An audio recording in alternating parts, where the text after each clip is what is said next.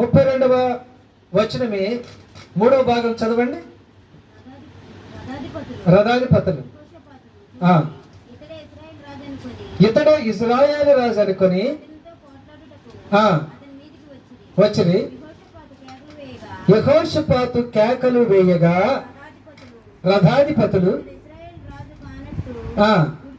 గుర్తుపట్టి ఆయన ఎవరు కాదని గుర్తించారు? రాజు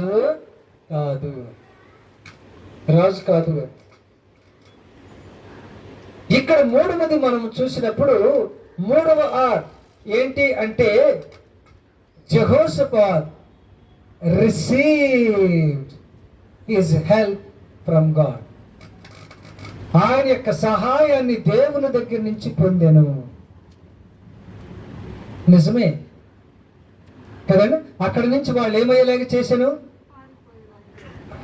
అంటే ఇప్పుడు ఈయనకి ఏమొచ్చిందటండి? సహాయము వచ్చాడు. దేవుని దగ్గర నుండి సహాయం పొందే వరకు